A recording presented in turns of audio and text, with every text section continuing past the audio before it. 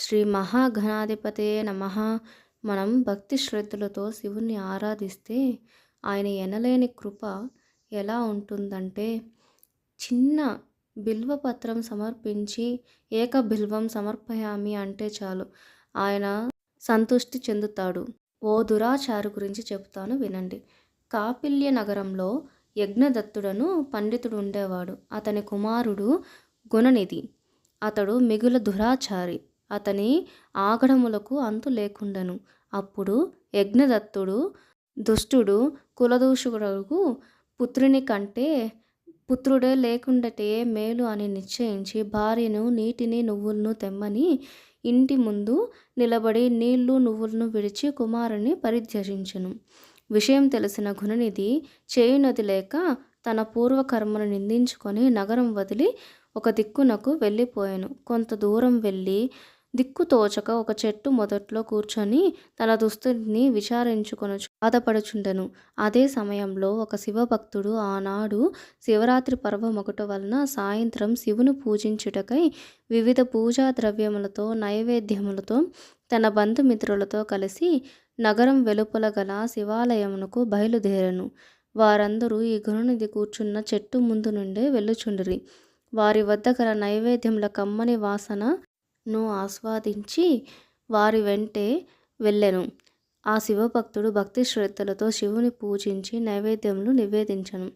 చాలాసేపటి వరకు శివ సంకీర్తనం చేసి తీర్థప్రసాదములు స్వీకరించి అలసటితో నిద్రించిరి. ఇదంతయు గమనించి గుణనిధి వాళ్ళు నిద్రించిన తరువాత లేచి శివప్రసాదమును తీసుకొనుటకు వెళ్ళెను. శివుని ముందర దీపము కొడిగట్టుచుండెను. అతడు అది చూసి తన ఉత్తరయమును ఒక మూలన చింపి దానిని ఒత్తిగా చేసి చమురులో తడిపి వెలిగించెను. ఆ వెలుతురులో శివుని దర్శించి అచట ఉన్న నైవేద్యములను ప్రీతితో స్వీకరించెను. ఆహారం తీసుకున్న గుణనిధి బయటకు పోవుచుండగా ఒక వ్యక్తి కాలు తగిలెను. అతను నిద్ర నుంచి లేచి దొంగ దొంగ అని అరిచెను. అందరూ లేచి గుణనిధిని వెంబడించి రాళ్లతో కర్రలతో కొట్టి చంపివేసిరి. అప్పుడు ఒకవైపు నుండి యమభటులు వచ్చిరి. మరొక వైపు నుండి శివగణములు వచ్చెను. ఇతడు మహాపాపి. యమధర్మరాజు గారి ఆజ్ఞగా ఇతనిని మేము తీసుకొని పోదుము అని యమభటులు సమీపించిరి. లేదు లేదు, నిన్న శివరాత్రి సమయంలో ఇతడు తన వస్త్రమును చింపి వత్తిగా చేసి దీపమును కాపాడి వెలిగించను. శివనామములను విని ఉపవాసంతో శివపూజ చేసినాడు. తనకు తెలియకనే చక్కని ధర్మమును పాటించి శివానుగ్రహమును పాత్రుడైనాడు కనుక శివాజ్ఞ మేరకు ఇతని మేమే తీసుకొని పోయేదము అని శివభటులు యమదూతలకు చెప్పిరి. విన్నారా? శివుడు ఎంత చిన్న వాటికే సంతృప్తి చెందుతాడో. అలాగే ఇంకొక కథను విందాం.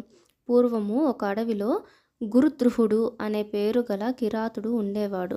అతడు చాలా పెద్ద కుటుంబం కలవాడు. బలవంతుడు, క్రూరుడు. నిత్యము అడవిలో మృగములను వేటాడుతూ కుటుంబాన్ని పోషించుకొనువాడు. ఒకనాడు శివరాత్రి పర్వదినము వచ్చినది. ఆ సంగతి కిరాతనుకు తెలియదు. అయితే ఆనాడు అతని తల్లి, తండ్రి, భార్య తమకు ఆకలిగా ఉన్నది, అందుకు ఏమైనా ఆహారం తెచ్చిపెట్టమని ప్రార్థించినారు. సరేనని ఆ బిల్లుడు తన ధనస్సును బాణములు తీసుకొని వేటకై వెళ్ళినాడు. అదేమి చిత్రమో కానీ దైవ ఘటనమో కానీ ఆనాడు అతనికి ఎంత వెతికినా ఏ ఒక్క జంతువు కనిపించలేదు. సాయంత్రం కావస్తున్నది. వట్టి చేతులతో ఇంటి ముఖం పట్టడానికి తనకిష్టం లేదు. ఇంతలో అతనికి కొంత దూరంలో ఒక జలాశయం కనిపించినది. నీటి కోసం ఒక్క జంతువైనా రాకపోతుందా అని ఆశించి కిరాతుడు జలాశయంను సమీపించాడు. జలాశయం తీరంన గల ఒక మారేడు చెట్టును ఎక్కి మాటు వేసి కూర్చున్నాడు. ఇంతలో ఒక ఆడు లేడి దప్పికలతో నీరు త్రాగటానికే అక్కడికి వచ్చినది. కిరాతుడు సంతసించి వెంటనే లేచి విల్లును ఎక్కుపెట్టి గురి చూచుచున్నాడు. అతడు మారే చెట్టు కొమ్మ పైన లేచేసరికి మారేడు పత్రి నీరు ఆ చెట్టు మొదట్లో గల శివలింగం పైన రాలిపడినవి. చెట్టు క్రొమ్మల చప్పుడును భయపడిన లేడీ తలెత్తి చూచి, ఓ కిరాత, నీవేమి చేయుచున్నావు? సత్యము చెప్పుము అనగా నిన్ను చంపి నీ మాంసములతో మా కుటుంబం ఆకలి తీర్చెదను అని కిరాతుడు బదులు చెప్పెను. అందుకు ఆ లేడీ, నా మాంసముతో మీకు సుఖము కలుగుట కంటే గొప్ప పుణ్యకార్యము వేరొకటి ఉండబోదు. అందుకు ఉపయోగపడుతున్న నేను ధన్యురాలను. కానీ ఇంటిలో నా భర్త, పిల్లలు నా కోసం దుఃఖించెదరు. కనుక నేను ఇంటికి వెళ్ళి మా వారికి చెప్పి వచ్చి నీ బాణమునకు బలియగుదును. దయతో వదిలిపెట్టుము అని వేడుకొనెను. తప్పక వచ్చెదనని చెప్పెను. కిరాతకుడు దాని మాటలు నమ్మి వదిలిపెట్టెను. అదేవిధంగా 2 జింకలు ఒకదాని తర్వాత ఒకటి రావడము, చంపకుండా కిరాతకుడు వదిలిపెట్టడము జరిగినప్పుడు మారేడు పత్రులు శివలింగం పైన పడెను. అలాగా బోయవాడికి తెలియకుండానే ఒక్కొక్క యామంలో ఒక్కొక్క మారు శివపూజ కూడా పూర్తయినది. అనంతరం ఇంటికి చేరిన జింకలు పరస్పరం మాట్లాడుకొని బోయవానికి ఇచ్చిన మాట నిలబెట్టుకొనుటకై తిరిగి జలాశయమునకు బయలుదేరును. జింకల పరివారమంతా కలిసి కిరాతుని వద్దకు చేరి, ఓ కిరాతకుడా, మా మాటను నమ్మి మమ్మల్ని వదిలిపెట్టిన నీకు మేము ఎంతయో కృతజ్ఞులము. ఇప్పుడు మమ్మల్ని చంపి మా మాంసాన్ని భుజించి మీ కుటుంబ సభ్యులందరూ తృప్తి చెందవచ్చును అని పలికిన మృగముల మాటలను విన్న కిరాతుడు ఆశ్చర్యంతో, నేనెంతటి నీచుడను! మానవుడైనా నాకంటే ఈ జింకలే ఎంతో ధన్యులు. వీటిని చంపి పాపంను మూట కట్టుకొనుట మూర్ఖమే అగును అని భావించి తన చేతిలో గల ధనుర్బాణములను క్రింద పారవేశను.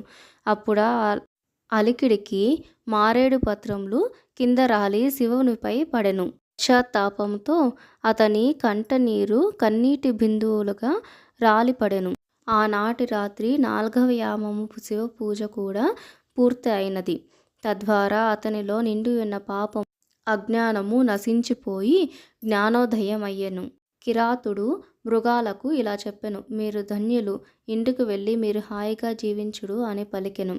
ఇందుకుగాను మంగళకరుడైన మహాదేవుడు మిగుల ప్రసన్నుడై సంతసించి శివలింగం నుండి వెంటనే సాక్షాత్కరించెను.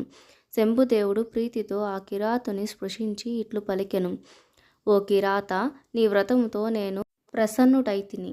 ఏదైనా వరమును కోరుకో అని శివుడు చెప్పెను. శివయ్య, నిన్ను చూశాను, అంతే చాలయ్య, వేరే ఏమీ వద్దు అని శివుని పాదాలపై పడెను. శంకరుడు ఎంతయో ప్రసన్నుడై గుహుడు అనే పేరు పెట్టి దయాదృష్టితో దివ్యవరములను ఇచ్చెను. ఓ వ్యాధుడా, ఈ జన్మలో సమస్త భోగములను అనుభవించదువు. రాబో జన్మలో గుహుడువై శృంగభేరపురమునకు రాజు కాగలవు. అప్పుడు శ్రీరామచంద్రుడు నిశ్చయముగా నీ గృహమునకు రాగలడు. అతని కృపతో నీవు దేవదుర్లభముకు పరమపదమును పొందగలవు అని శివుడు అనుగ్రహించెను. అదే సమయంలో శివ దర్శన భాగ్యం పొందిన జీవులన్నిటికీ మృగజన్మ నుండి విముక్తిని పొందినవి. ఈ విధంగా తనకు తెలిసి గాని తెలియక గాని చేసిన శివపూజ వృధా పోదు అని ఈ కథల ద్వారా మనకు శివరాత్రి మహిమ గురించి కూడా తెలుస్తుంది.